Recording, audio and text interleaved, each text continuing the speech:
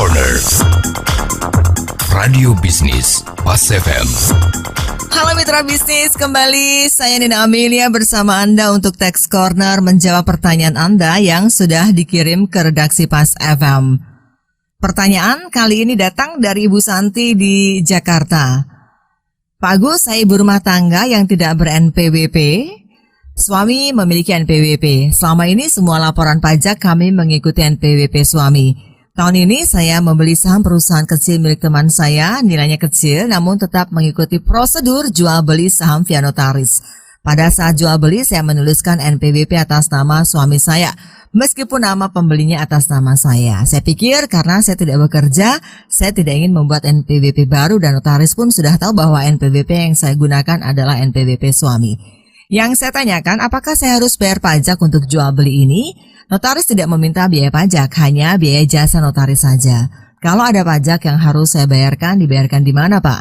Dan bagaimana cara mencatatkan transaksi ini di SPT? Apakah hanya dilaporkan seperti pencatatan kepemilikan harta seperti rumah atau mobil? Ibu Santi di Jakarta, pertanyaan Anda akan dijawab oleh Bapak Agustus Santolihin, tax partner dari ATS Consulting. Oke, baik. Saya menjawab pertanyaan Bu Santi. Jadi Bu Santi, Ibu adalah seorang ibu rumah tangga, tidak ada NPWP. Ya, jadi Ibu ada membeli saham perusahaan.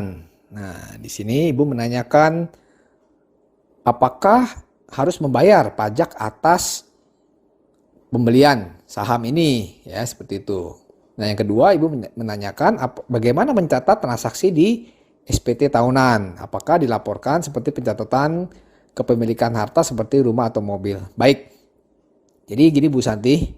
Jadi kalau kita lihat di Undang-Undang Perseroan Terbatas, di Undang-Undang Nomor 40 tahun 2007, di pasal 34-nya di situ mengatur mengenai penyetoran atas modal saham itu dapat dilakukan dalam bentuk uang dan atau dalam bentuk lainnya. Nah, dan juga di Undang-Undang Pajak Penghasilan kita di pasal 4 ayat 3, ya, di situ juga dinyatakan bahwa untuk harta termasuk setoran tunai yang mana diterima oleh badan sebagai pengganti saham atau sebagai pengganti penyertaan modal, ya, itu termasuk penghasilan yang dikecualikan dari objek pajak. Nah, jadi kalau kita aturan penjelasannya itu dijelaskan bahwa pada prinsipnya harta termasuk setoran tunai yang mana diterima oleh badan itu merupakan tambahan kemampuan ekonomis bagi badan tersebut. Tetapi karena harta itu diterima sebagai pengganti saham atau penyertaan modal, maka harta berupa penyertaan modal itu bukan merupakan objek pajak. Nah, jadi di sini ada transaksi terkait jual beli saham, ya, yang mana perusahaan ini ada perusahaan tertutup. Bukan perusahaan terbuka, bukan perusahaan go public. Nah, jadi di sini kalau apabila terdapat selisih lebih atau keuntungan dari nilai penjualan saham dibandingkan dengan nilai nominal saham yang disetorkan, ya, atas selisih lebih itu atau keuntungannya itu yang dikenakan PPh. Bagi siapa yang dikenakan? Jadi pihak yang menjual saham tersebut, ya. Jadi dalam hal ini pihak yang melakukan transaksi penjualan apabila dia terdapat keuntungan atas penjualan sahamnya, ya keuntungannya itulah yang dikenakan pajak. Nah, tetapi kalau bagi pembeli, ya di sini kan Bu Santi sebagai pembeli. Nah, bagi pembeli di sini tidak dikenakan pajak penghasilan. Nah, Bu Santi menanyakan bagaimana pelaporannya atas pembelian saham ini. Nah, jadi sebelum menjawab mengenai pelaporan atas pembelian saham ini, saya juga ingin sekilas ya menjelaskan kalau memang berbeda perlakuannya untuk apabila perusahaan itu perusahaan terbuka atau go public. Ya, kalau perusahaan go public apabila terjadi penjualan saham, ya, itu memang langsung dikenakan tarif PPh final sebesar 0,1% yang sifatnya final dari penjualan saham tersebut. Nah, bagi pembeli juga tidak ada efek apapun, ya, tidak dikenakan pajak apapun. Nah, itulah yang membedakan perusahaan terbuka dan perusahaan tertutup. Nah, kalau perusahaan terbuka memang dia nggak melihat apakah si penjual ini mengalami keuntungan, ya, seperti itu. Nah, lanjut mengenai pelaporan atas pembelian saham di SPT. Jadi karena di sini kan Bu Santi tidak memiliki NPWP dan menggunakan NPWP suami dalam pelaporan pajak. Nah, jadi pada prinsipnya di dalam ketentuan perpajakan kita, keluarga itu menjadi satu kesatuan ekonomis.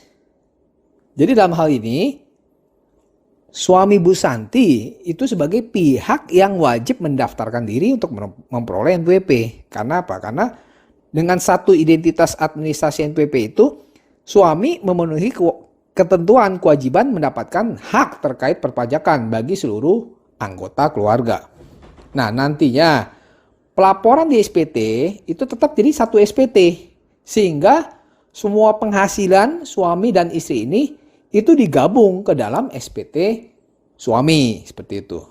Nah, jadi untuk pelaporan di SPT tahunan PPH tahun 2022 ya, di daftar hartanya, apabila ada pembelian saham perusahaan, ya perusahaan tertutup, apabila suami ibu melaporkan SPT-nya menggunakan formulir SPT 1770 atau misalkan 1770S, ya, atas pembelian harta berupa saham tersebut itu diisi dengan kode harta 032. Ya, 032 itu adalah saham.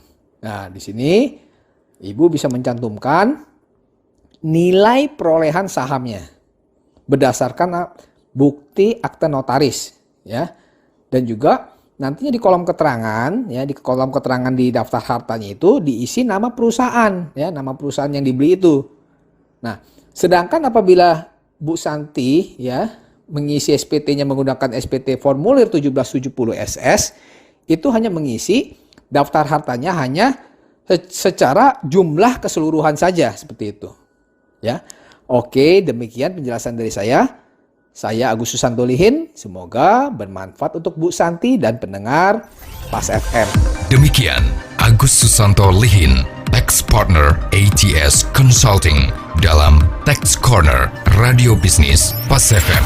Jika Anda memiliki pertanyaan seputar pajak, email ke redaksi@pasfm.com.